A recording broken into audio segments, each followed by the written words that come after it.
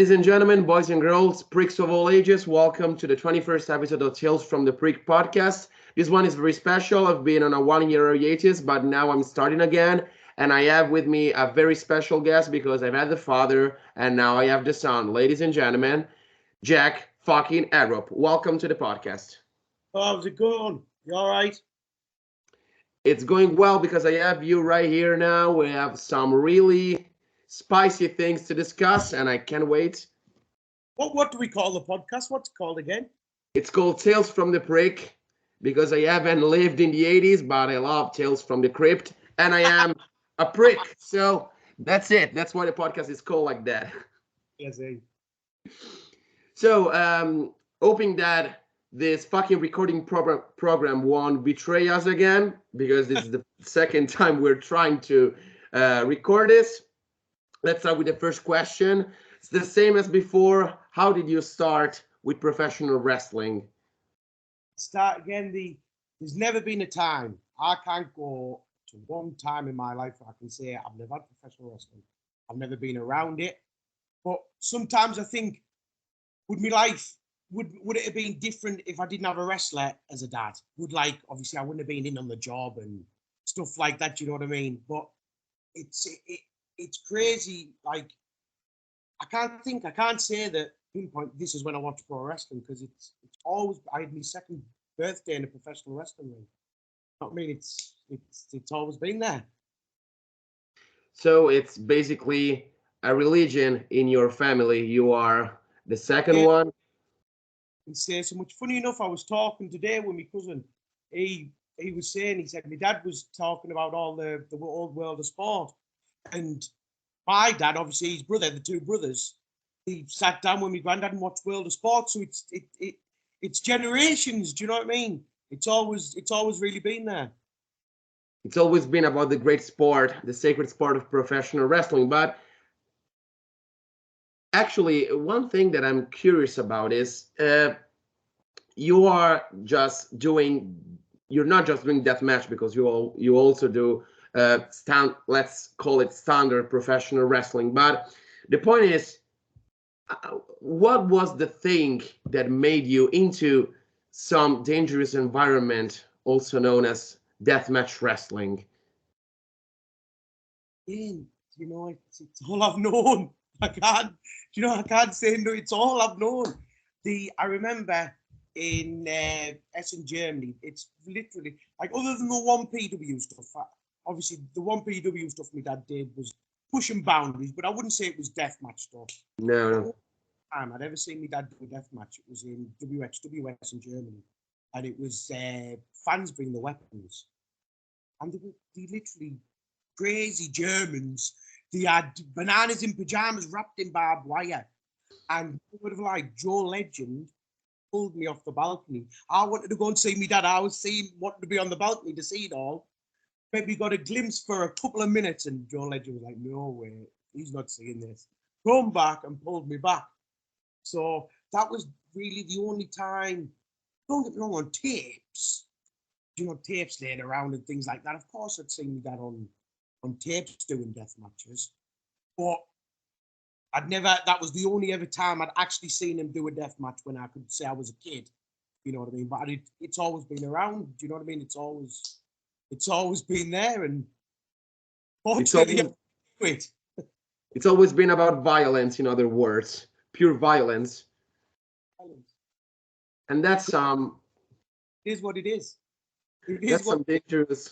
That's some dangerous environment, and you could see from Joe Legend, as you were telling, but also from performers such like Hulk Furman. I've been around this stuff recently, and it was pretty crazy.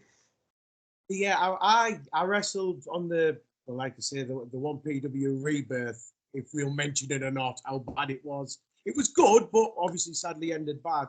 But obviously I wrestled Ulf on the first show. That was crazy. Yeah. It was mind blown. It was like I'd watched these people, I'd watched him and my dad knock crap out of each other all over England, and it's like, wow, I'm getting this man's first match back into this company. Like, whoa, crazy. Well, that was actually some pretty crazy stuff because, as you told, you grew up watching these talents and then you ended up performing with them on the same fucking environment you were watching them as a kid. That's mind blowing. Crazy, crazy. And it was a pretty violent match, but it wasn't the most violent match I've seen you in. The match with which I actually knew you was the one against B.A. Rose, which I'm a big fan of. Like, I absolutely love B.A. Rose. It's fucking awesome. I am so, so proud of that match. I honestly And don't. It's up there. It generally is up there. I would maybe say it was. I know there was the ones with my dad. They always going to be remembered now in UK deathmatch wrestling. It's always going to be there. Them matches with my dad, but it's always going to be special to me. But the Heroes, it could be my best match. That could yeah, be the it's best. probably your best match. I agree, 100%. It was like, truthfully speaking, it was like that could have went so wrong for me. Like that was my first. I know I'd done the No Ring Rumble. That was like me the No Ring Rumble for Rise. That was like a deathmatch rumble where we were all in it. But I know I'd done that, but this was like my first one-on-one deathmatch. And I'd had my normal matches and stuff like that, but this was my first one-on-one deathmatch. It was like, wait a second, I'm in a position here now where my dad created this. Do you know what I mean? And in one night, I can just, if I go out there and stink the place up, that's ruined. I remember, honestly, he says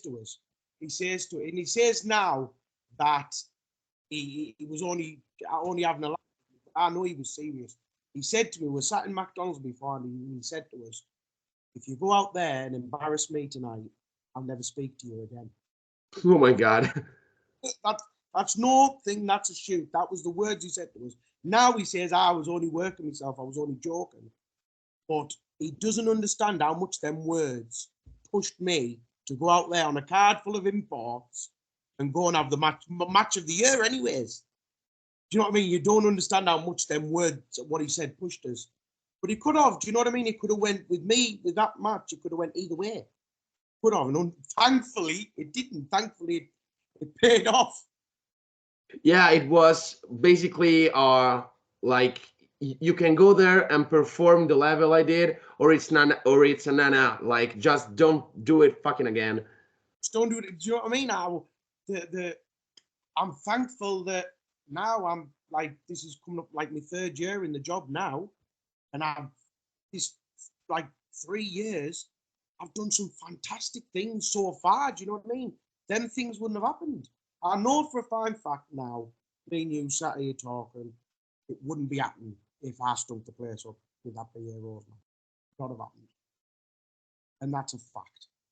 I think that match actually put you on the map in the deathmatch scene in the UK, which was basically what? I'm saying I appreciate that. Yeah, I love that 100%. And I told to BA too. I hope to have him one day on this podcast. Stay tuned, maybe. BA is brilliant. Absolutely brilliant. Yeah, he gives such Cactus Jack vibes, as someone told before me. And then when he was wrapping himself in the barbed wire in the match, crazy, man, crazy. It reminded me a lot also of Terry Funk versus Sabu at Born to be Wired. Yes, yes, yes. That was fucking awesome. And just like that, there's one personal question that I need to ask you. And it's not about pro wrestling, actually. Well, it is about pro wrestling, but it's something more deep, something that I think it's always important to discuss. I already interviewed a member of your family, and he told me that I didn't know that, but I saw all the shenanigans on the fucking social network. He told me that there was a guy who was like racist. He's a racist motherfucker, and he started like just insult him because of his origins, and like, how do you live this thing? Like, is there much racism right now in the professional wrestling that has to be like extinguished, or it's a safe environment? Because I knew that there was a lot of these people back then in the business, also in the UK. I don't know, maybe I have. Honest with you, I'm not. I know I've been around it all my life, but thankfully, right now as it stands, I'm at that point to not have witnessed none of that. Right now, it's a nice ride for me. Do you know what I mean? I haven't, and obviously the times is going to come where I am gonna see these negative people. But thankfully for me, I haven't seen anything like that. So to be honest, I can't really comment. Yeah, I didn't know actually how to put this question, but because it's a really sensible argument. But the point is professional wrestling locker room safe about this? Just like it's a good environment, I think. Yeah, great. I know the dressing rooms that I've been in, great environment. I love being into the me and my dad speak a lot, and we say that the professional wrestling, it's a toxic environment. Everyone, you know that yourself. It's a toxic. But as for us, the UK deathmatch scene, like the UK deathmatch lads, we seem to all look out for each other. We all, do you know what? We seem to be a nice, close knit circuit, and we look out for each other. And thankfully, I hope that's how we stay. I hope too, because I saw what Big Joe and Michael Caden and all those British wrestling legends like Big Mike Bulk did for the safety of the place, just like never selling themselves to such shit, and they were fucking cool. Like you, one thing that always appeared to me was that the British deathmatch wrestling scene is so fucking united in a way that I've never seen, like such locker room. Look out for each other, and if one can get one a booking on somewhere where they are, they'll do it. They'll go out the way to sell the merch. You see us all our merches. We all share it on each other's things. It's always there. We're always looking out for each other, and that is nice. You don't see that often. You don't. You really don't. I know. Like I don't. Obviously, I don't want to get involved in politics and things like that. But I think the American deathmatch scene, I think that feels a bit of a toxic environment. I really do. It's not speaking as for the workers and things like, just as a whole. When you look on that deathmatch elite, it feels like you can blow up any time. Thankfully, we haven't got that. We are close knit family, if you want to say, and we all look out for each other. Yeah, there's a thing that I want to be actually transparent about. I've left Deathmatch Elite because it was fucking toxic. Well, not all members were, but there were some douchebags that started like telling people what to watch. Turned into a meme page. I didn't like the environment in that one, but I liked how Big Joe, your dad, all those people actually tried to put the tones in a civil way, just like doing the best to keep the environment safe, just like the British deathmatch locker room. I know with my dad around, people like Big Joe, my dad and Michael Caden around, it'll always be a safe environment, whatever dressing room they're in. And that's really cool. I really love the British part of professional wrestling, but since we are talking about British deathmatch and deathmatch in general, there's a question one of my friends from the Individuo Italiani group asked me to ask you, actually.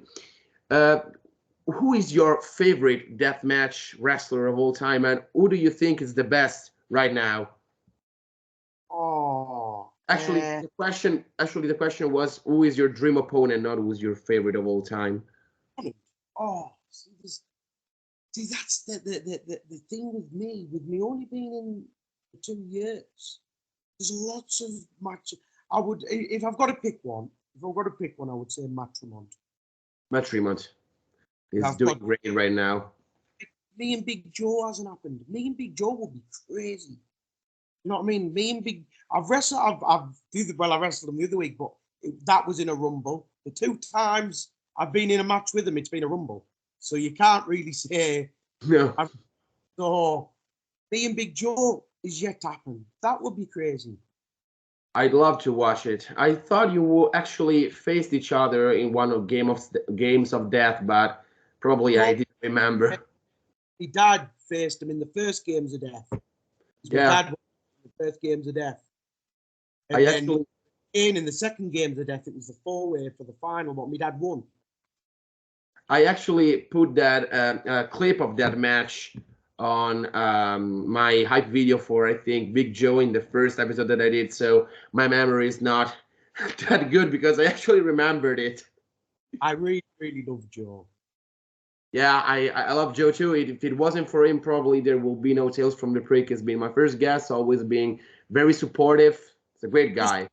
to answer the question of who I think the best is, I would say, as it stands now today, I would say Big Joe's the best on the planet. And you have some good references to say that because first time I saw him, I was asking myself why the fuck people aren't calling him. Then ICW No Holds Barred called him, pandemic happened, and all went into shit. But fortunately, right now, is a statement in XPW, has been in GCW, multiple tournaments, and I'm really happy that I had to experience him from day one. So it's a fucking cool guy and great wrestler.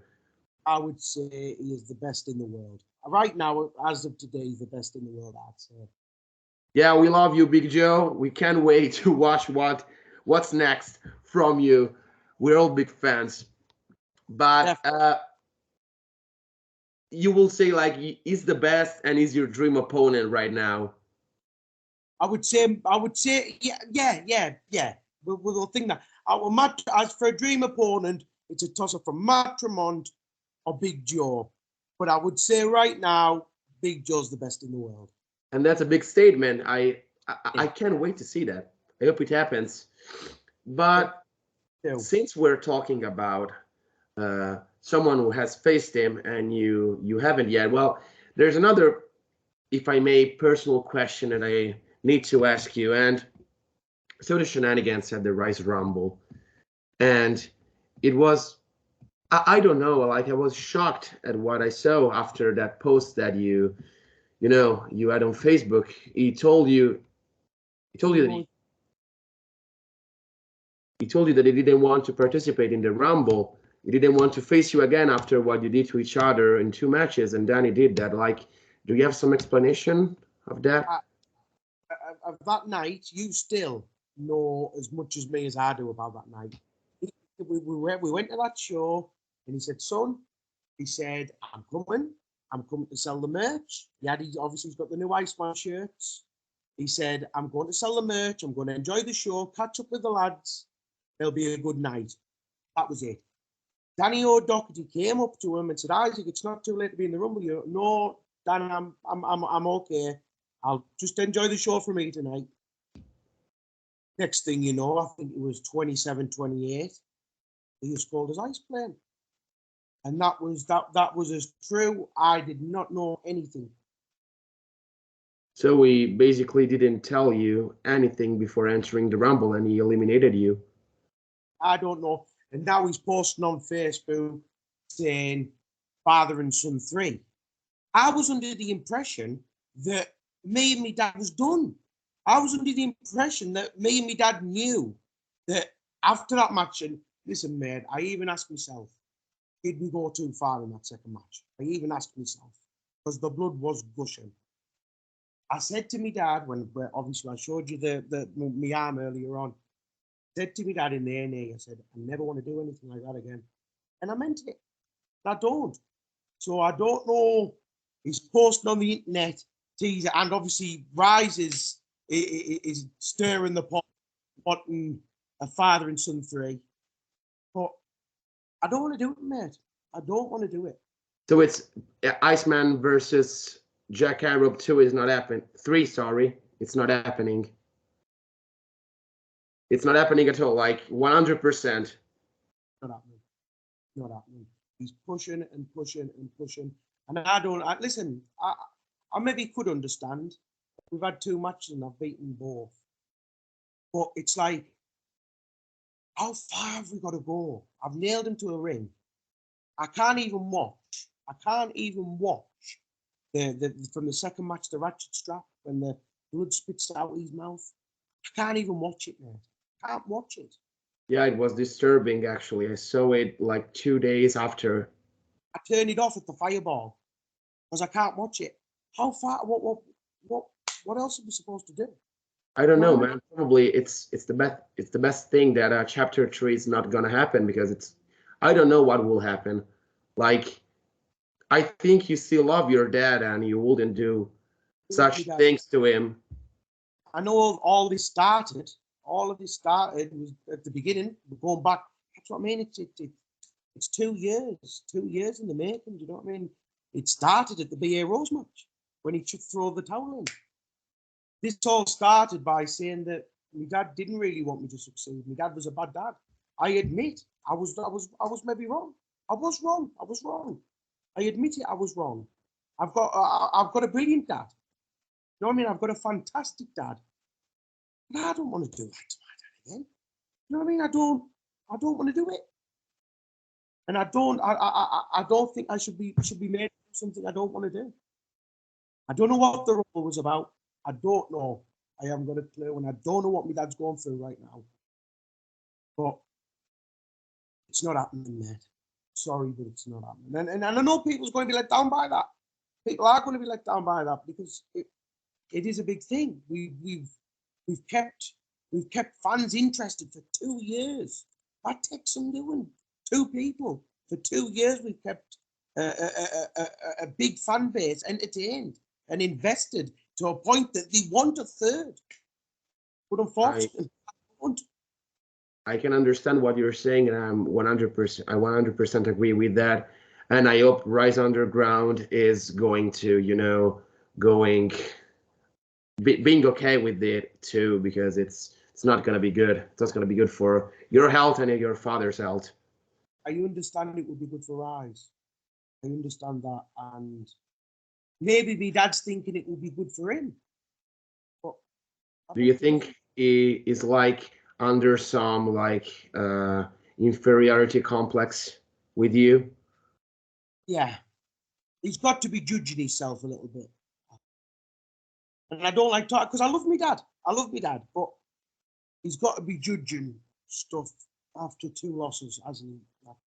Yeah, because for those who don't know, Jack beat his father twice. First one by doing that thing. I don't want to say it again because it's fucking disturbing. But it had to be done. He wouldn't stay down. And just talking about that. And the second one, can you make the viewers see what it happened the second time? Sorry. The second time I choked him. I took him on the outside of the ring. I got a ratchet strap, what they make under the ring to make the ring tight. Got a ratchet strap, and I tied a ratchet strap around his neck, tied it to the other turnbuckle into the other corner, and ratcheted it tight. So as I was ratcheting it, it was getting tighter and choking him to the point that he spat blood out of his mouth. And I don't like talking about it, honestly, mate. I don't. I'm sorry for the podcast. You know what I mean? But I get emotional talking about it. Yeah, that's cool. That's cool. Just stop right there, and we'll talk about something else. I'm sorry if this actually disturbed you. And I really don't know what to say because that was intense. I could see you're honest about it. And it's fine. We're good. We're cool. And we just it does disturb us. It does. Yeah, and just to have one more question, what are your future goals? Say after saying that a third match is not in program. Me goals. Well, I've got the Games of Death coming up. I want to win that. I've got the Games of Death. We've got some great people in the Games of Death. That's in February. That's going to be crazy. I think, to be fair, that's the biggest tournament I could be a part of. You've generally got the world. Abdullah Kobayashi's in it. Crew's in it. You've got Big Joe in it. It's crazy to be. The fact that I'm even considered in that sport blows my mind. It blows my mind of 2 years. 2 years in the job, it blows my mind. It really, really does. I think it's going to be a pretty big tournament. Games of Death have grown a lot in the latest years. Now, as Jack previously told you, they have Abdullah Kobayashi. So, would you like to face him? It will be actually very good, I think. I'd be crazy. I would also, to be fair, I would also like to wrestle Cruel. Cruel? Cruel. I would love to wrestle Cruel. Big guy. Big, scary guy. Yeah, I don't think there are no information of Cruel. Like, we don't even know the fuck is he. Like, we don't even know what the fuck is he. I don't know. I don't know. It's mind blowing. Guy, a crazy guy. I know that. It would be a mountain, but I'd try and climb it. And would you like to face him? But like, are you not scared at all after what he did to Brandon Kirk and Casey Kirk? I think with a person like Cruel, you've got to be a little unnerved. But you go into a death match. Anything can happen. You know what I mean? You don't need to be facing Cruel for the worst happening in a death match. It just adds to it that you're facing a monster like that. It's just like you always risk in death match. So if you have to risk, just do it well. So that's pretty much why you want to face Cruel. I hope that we're gonna see that, and I hope shenanigans are over. I hope that you are actually gonna win the tournament because you deserve it. I hope so. And there's something else that you want to tell Tales from the Prick viewers, just like about your social media, what you do on the internet, and just like where can they see you on Rise Underground? Do you have some imminent dates? There's good news tonight. Bleeding Gums Wrestling in Scotland. They had the debut show in November. They've got a deathmatch tournament coming up in March. They've just signed a partnership with John Bullard. He's a promoter over there in America. So I'll wait there. I'll let me. Can you still see me? Yeah. Can you still see me? I'll just sting the details because I've got it on me phone here. Bleeding Gums Wrestling is partnering with Chaotic Combat Wrestling in the United States. So that would be great to be a part of as well. The apparently sending Bleeding Gums is sending lads over to America, and John Bullard at Chaotic Pro Wrestling is sending lads like the American lads over here. So that would be great to be a part of. It's an exchange, and actually that was one of the other question that it was asked me to ask you. Like, you haven't gone to America yet, but it's in the programs. It's happening. It's happening. Well, it's gonna happen. Oh my God, that's a scoop. I'm not. Well, there I've got there's a few things in the pipelines. I don't want to give nothing away or nothing like that, but there's a few things in the pipelines. But like I say, I've been talking to the promoter of Bleeding Gums tonight, and he says we going over for a tour over there. So we'll see. Hopefully, but like I say, I'm only in the job. I've only been in the job for 2 years. Do you know what I mean? It's one of them. If it doesn't happen yet, I understand. I want to work on trying to be the best I can over here. Now that would be enough for me. Do you know what I mean? But it would be nice. It would be nice. But if it doesn't happen right now, you know what I mean? There's like the likes of B.A. Rose, Michael Caden hasn't gone to America. My dad hasn't gone to America yet. Do you know what I mean? So if I don't go yet, I'm not gonna think over it. Do you know what I mean? I'm not gonna stress over it. I want to do the best what I can do over here. Yeah, I think it will be cool, but like the only thing that you can do is still fighting, continue to fight, just like you've done.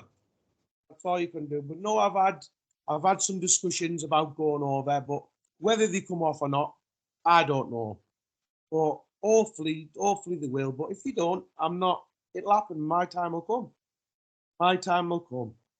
Well, actually, you are a father yourself, and I've seen your kid as a fan already.